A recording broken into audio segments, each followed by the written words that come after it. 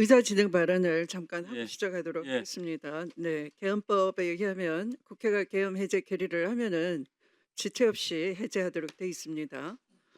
이런 개헌법과 그 시행령은 대통령도 지켜야 되고 계엄 사령관도 지켜야 되는 겁니다. 그런데 한기호 이 여당 간사님은 대통령 명령이 우선이다 이렇게 얘기하고 있어요. 대통령이 해제를 명하기 전까지는 명령을 따라야 된다 계속 이렇게 강조를 합니다. 그런데 개헌법과 헌법을 지키지 않은 이 12.3 계엄은 불법 계엄이고 곧 내란입니다.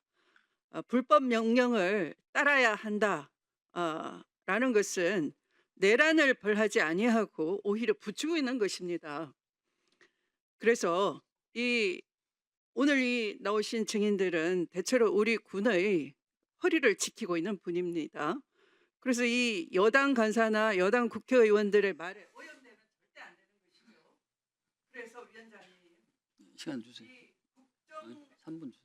국정조사에 출석한 증인을 향해서 변호인을 자문을 구했느냐, 변호인을 선임했느냐, 그렇다면 당신은 범죄 의혹이 있기 때문이 아니냐라고 몰아붙이는 품위가 떨어지는 자질이 떨어지는 이런 발언도 해대면서 이 자리를 이탈을 했습니다.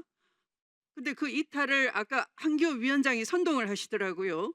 그래서 저는 이 두 분을 국회 윤리특위에 우리 위원회의 결의로 제소할 것을 동의하는 바입니다. 여기 지금 속기록에 다 나와 있으니까요. 네. 모든 게 다 나와 있습니다. 네. 자, 질의해 주십시오. 반효민 특전사 중령 나와 계십니까?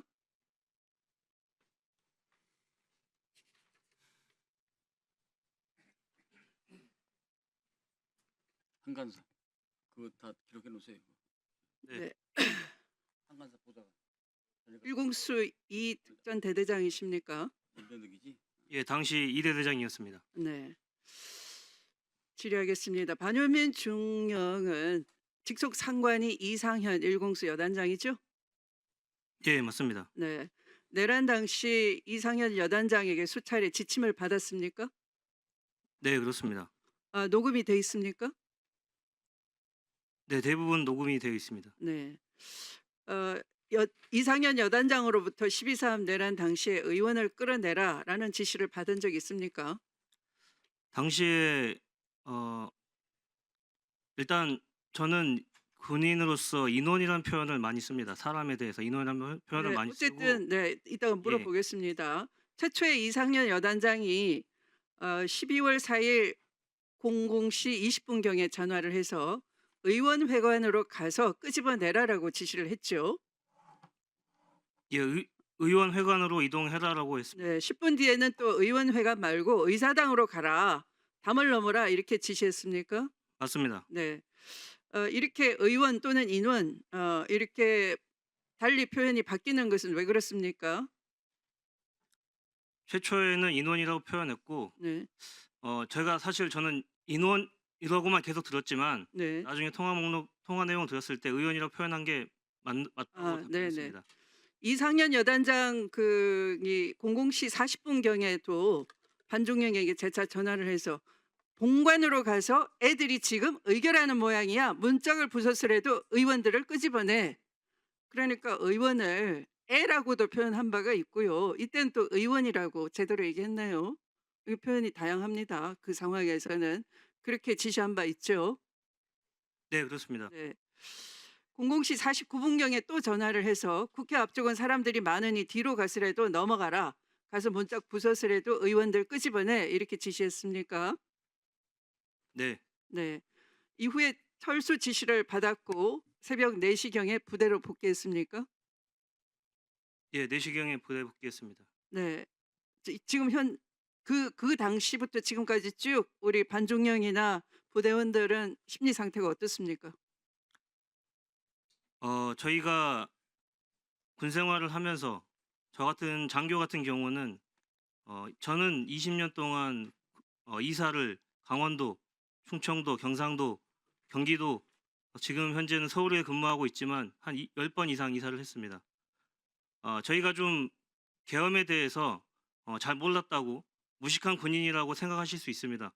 조국과 군과 국민만을 바라보면서 희생을 해온 저희 특전사 장병들 그리고 군인들이 그 12월 3일 사태로 인해서 굉장히 많은 상실감을 가지고 있고 본인의 군 생활과 또 삶의 전부였던 군 생활이 부정당한다고 생각하고 있습니다.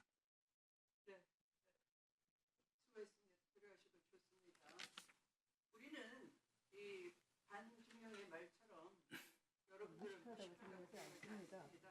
아까 그 이상현 단장 얘기한 것처럼 직책이 높을수록 지위가 높을수록 책임이 더 많은 겁니다. 그 따르는 부하들은 상관이 책임을 껴안기 때문에 보호받을 수 있다 이런 믿음을 가지고 어떤 위험한 일도 용기를 내서 해볼 수가 있는 것이죠. 그런데 가장 지위가 높은 육군 참모총장께서 전 육군을 이 군사 반란의 도구가 되게 해놓고 개헌법을 모른다라는 책임을 모면하기 위한 이상한 회개한 답변만 하고 있습니다. 그렇지 않습니다. 개헌법은 군인에게 있어서 마치 살인을 하지 말라라는 이 자연법, 법전을 몰라도 누구나 살생을 하지 않는 것처럼 군인으로서는 당연히 생리적으로 아는 겁니다. 총부리를 국민에게 겨눈다? 국회에 쳐들어와서 국민을 대표하는 대의기관에 겨둔다? 있을 수 없는 얘기입니다. 개헌법 몰라도 그것은 ABC입니다. 그래서 지금 이 순간이라도 지금 아까 그런 반중령처럼 군인들이 느끼고 있는 상실감에 대해서 철저한 책임감을 가지고 제대로 위로해 보는 그런 자세를 좀 취해 보세요. 지금 이렇게 발뺌한다고 결코 책임이 감면되지 않습니다. 그럴수록 전체 군의 사기가 떨어질 뿐입니다. 아니요. 이상입니다. 아니요.